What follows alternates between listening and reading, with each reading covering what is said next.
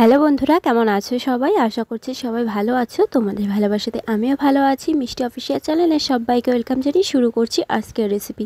আজকে আমি তোমাদের সাথে শেয়ার করতে চলেছি চিকেন কারি রেসিপি। রোজ একঘেয়ে চিকেন কারি খেতে ভালো লাগছে না? তবে নতুন কিছু হয়ে যাক। আজকে তোমাদের সাথে সেটাই আমি শেয়ার করব, একদম নতুন ধরনের নতুন স্টাইলের চিকেন কারি, যেটা সবাই সহজেই বানিয়ে নিতে পারবে খুব কম উপকরণ দিয়ে। তো চলো বেশি কথা না বাড়িয়ে আজকের ভিডিওটা শুরু করা যাক। চিকেন কারি রেসিপিটা বানানোর জন্য সবার প্রথমে আমি এখানে নিয়ে নিয়েছি 1 কিলো মতো চিকেন, যেটা আমি পরিষ্কার করে ধুয়ে নিয়েছি। এখন এর ভিতরে আমি দিয়ে দিয়েছি 1 চামচ মতো লবণ, আর দিয়ে দিচ্ছি বেশ অল্প করে একটুখানি হলুদ গুঁড়ো, 1 চামচ জিরের গুঁড়ো, আর 1 চামচ ধনের গুঁড়ো, আর দিয়ে দিচ্ছি 2 টেবিল চামচ মতো টক দই। আর এখানে আমি দিয়ে দেব 2 টেবিল চামচ মতো সর্ষের তেল।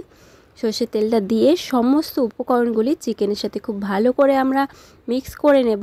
এটা কিন্তু ম্যারিনেট করে তোমরা যদি আধা ঘন্টা রাখতে পারো তাহলে কিন্তু খুবই ভালো হয়। আর যদি তোমাদের সময়টা কম থাকে তাহলে কিন্তু তোমরা ডাইরেক্ট রান্নাটাও করে নিতে পারো। অন্যদিকে আমি একটা কড়াই নিয়ে নিয়েছি, তার ভিতরে বেশ কিছুটা জল দিয়ে দিচ্ছি। আর জলটা যখন ফুটতে শুরু করবে তো তখন এর ভিতরে আমি দিয়ে দেব একটা ক্যাপসিকাম, যেটা আমি 2 টুকরো করে কেটে নিয়েছি। তো ক্যাপসিকামটা দিয়ে এটা একটুখানি আমাদের ফুটিয়ে নিতে হবে। তো তারপরে আমি এখানে দিয়ে দেব বেশ কিছুটা কাঁচা লঙ্কা, বেশ 4-5টা কাঁচা লঙ্কা নিয়ে নিয়েছি, কারণ আমাদের পুরো রেসিপিটাই কিন্তু কাঁচা লঙ্কা দিয়েই হবে। তো তার জন্য লঙ্কার পরিমাণটা একটু বেশি নিয়ে নিয়েছি। আর এখানে দিয়ে দিচ্ছি 4-5টা মতো আমন্ড বাদাম। তোমরা যদি আমন্ড বাদাম না থাকে তাহলে কিন্তু তোমরা কাজু বাদাম বা চারমগজ যে যেটা ইচ্ছে সেটা দিতে পারো। তো সমস্ত উপকরণগুলো দিয়ে আমরা এটা একটু ভালো করে ফুটিয়ে নেব। তো 10 মিনিট মতো আমরা ক্যাপসিকাম আর কাঁচা লঙ্কাটাকে খুব ভালো করে ফুটিয়ে নিয়েছি। এরপরে আমি এগুলোকে তুলে নেব। তুলে নিয়ে কিন্তু এগুলোকে একটু ঠান্ডা করতে রেখে দেব। এরপরে আমি এখানে একটা নিয়ে নিয়েছি মিক্সিং জার। এর ভিতরে আমি দিয়ে দেবো পেঁয়াজ, 2টো মিডিয়াম সাইজের, যেটা একটু বড় বড় করে আমি কেটে নিয়েছি। আর দিয়ে দিচ্ছি 1 ইঞ্চি মতো আদা। আর এখানে আমি দিয়ে দেব 10 থেকে 15টার মতো রসুনের কোয়া। আর এখানে আমি দিয়ে দেব যেটা ক্যাপসিকাম আমরা সিদ্ধ করে রেখেছিলাম, তো সেই ক্যাপসিকাম দিয়ে দেব।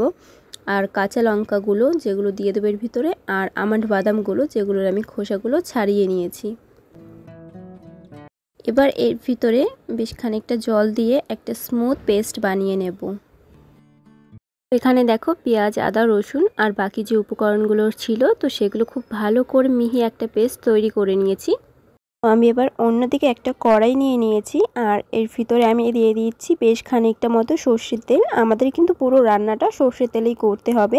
তো তার জন্য আমি এখানে সর্ষের তেল নিয়ে নিয়েছি। আর তেলটা একটুখানি গরম হলে এখানে আমি দিয়ে দিচ্ছি 1 চামচ মতো জিরা ফোড়ন, আর দিয়ে দিচ্ছি 2টো দারচিনি, আর দিয়ে দিচ্ছি 2টো কাঁচা লঙ্কা। এই ফোড়নটা একটু ভালো করে ভাজা হয়ে গেলে এর ভিতরে আমি দিয়ে দিচ্ছি 2টো মিডিয়াম সাইজের পেঁয়াজ, যেটা আমি কুচি করে নিয়েছি। আর এটা কিন্তু তেলের সাথে খুব ভালো করে একবার ভেজে নিতে হবে। পেঁয়াজটা কিন্তু আমাদের নরম করে বেশ ভালো করে ভাজা হয়ে গেছে। এর ভিতরে আমি এবার দিয়ে দেব পেস্টটা, যেটা আমরা আদা রসুন বা বাকি উপকরণ যে পেস্টটা করেছি সেটা। মশলাটা দিয়ে দেওয়ার পর আমি মিক্সিং জারটা ধুয়ে একটুখানি জল দিয়ে দিলাম। আর এরপরে কিন্তু আমাদের মশলাটাকে খুব ভালো করে জাল করে নিতে হবে 10 থেকে 15 মিনিটের জন্য, যাতে এর কাঁচা গন্ধটা চলে যায়। 15 মিনিট মতো কিন্তু মশলাটাকে খুব ভালো করে আমি কষিয়ে নিয়েছি। দেখতেই পাচ্ছ মশলা থেকে কিন্তু সম্পূর্ণ জলটা টেনে গিয়ে তেল ছাড়তে শুরু করে দিয়েছে। এই পর্যায়ে গিয়ে কিন্তু আমাদের যে ম্যারিনেট করা চিকেনটা রয়েছে সেটা কিন্তু এর ভিতরে দিয়ে দিতে হবে। দিয়ে কিন্তু খুব ভালো করে আমাদের একবার চিকেনের সাথে মশলাটাকে মিশিয়ে নিতে হবে। পর কিন্তু গ্যাসের ফ্লেমটাকে মিডিয়ামে করে চিকেনটাকে কিন্তু মশলার সাথে 15 মিনিট মতো খুব ভালো করে এভাবে নেড়েচেড়ে কষিয়ে নেব।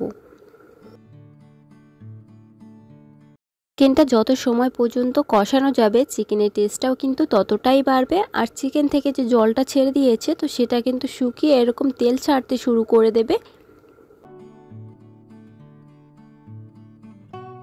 মিনিট মতো কিন্তু চিকেনটাকে খুব ভালোভাবে আমি এরকম নেড়ে চেড়ে মিডিয়াম আঁচে কষিয়ে নিয়েছি। এরপরে কিন্তু গ্যাসের ফ্লেমটাকে হাইতে করে আরও 10 মিনিট চিকেনটাকে এরকমভাবে কষিয়ে নেব, যতক্ষণ না পর্যন্ত চিকেন থেকে পুরো তেলটা ছেড়ে দিচ্ছে।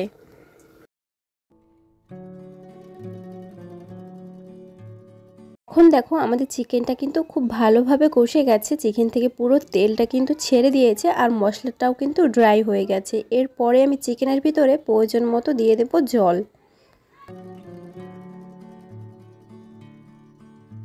দেখো চিকেনের ভিতরে কিন্তু প্রয়োজন মতো আমি জল দিয়ে দিয়েছি, আর দিয়ে দিচ্ছি স্বাদ মতো লবণ, আর দিয়ে দিচ্ছি 1 চামচ মতো চিনি। আর এই সমস্ত উপকরণগুলো দিয়ে কিন্তু চিকেনটাকে খুব ভালো করে একবার মিশিয়ে নিয়েছি। আর এটা কিন্তু ঢাকা দিয়ে আরও 10 মিনিট মতো আমাদের রান্না করে নিতে হবে। 10 মিনিট মতো কিন্তু চিকেনটাকে খুব ভালো করে জাল করে নিয়েছি। এখানে কিন্তু চিকেনটা আমাদের অলমোস্ট সেদ্ধ হয়ে গেছে। যতক্ষণ না পর্যন্ত চিকেনটা সিদ্ধ হচ্ছে ততক্ষণ পর্যন্ত কিন্তু ঢেকেই চিকেনটাকে রান্না করতে হবে। তো এরপরে আমি এখানে দিয়ে দেব কিছুটা গরম মশলা, আর দিয়ে দেব এখানে পাকা কাঁচা লঙ্কা চেরা, আর দিয়ে দেব 1 চামচ মতো ঘি।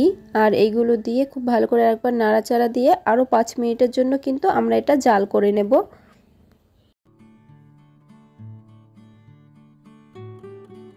5 মিনিট কিন্তু চিকেনটাকে খুব ভালো করে আমি জাল করে নিয়েছি। আর চিকেন থেকে দেখো তেলটাও ছেড়ে দিয়েছে। যখন চিকেন থেকে এরকম তেলটা ছেড়ে দেবে তখন কিন্তু বুঝতে হবে আমাদের চিকেনের রান্নাটা একদম ডান হয়ে গেছে।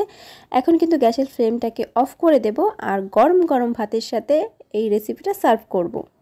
শুধু গরম ভাত না, তোমরা চাইলে কিন্তু ফ্রায়েড রাইস, রুটি, পরোটা সব কিছু দিয়েই এই রেসিপিটা ট্রাই করতে পারো। অবশ্যই তোমাদের ভালো লাগবে। ভালো লাগলে কিন্তু একবার ট্রাই করে নিতেই পারো বাড়িতে। তো আজকের এই রেসিপিটা কেমন লাগলো কমেন্ট করে জানাতে কেউ ভুলো না। যারা যারা এখনও পর্যন্ত আমার চ্যানেলটাকে সাবস্ক্রাইব করোনি অবশ্যই চ্যানেলটাকে সাবস্ক্রাইব করে পাশে থাকা বেল আইকনে ক্লিক করে অল অপশানটা অন করে দিও, যাতে আমি এরকম দুর্দান্ত রেসিপির ভিডিও আপলোড করব সবার আগে তোমাদের কাছে নোটিফিকেশান চলে যাবে। তো আজকের রেসিপিটা এখানেই শেষ করছি। ফিরে আসবো নতুন দিনে নতুন আরও একটা রেসিপি নিয়ে। ততক্ষণ সবাই ভালো থেকো, সুস্থ থেকো। সবাইকে টাটা।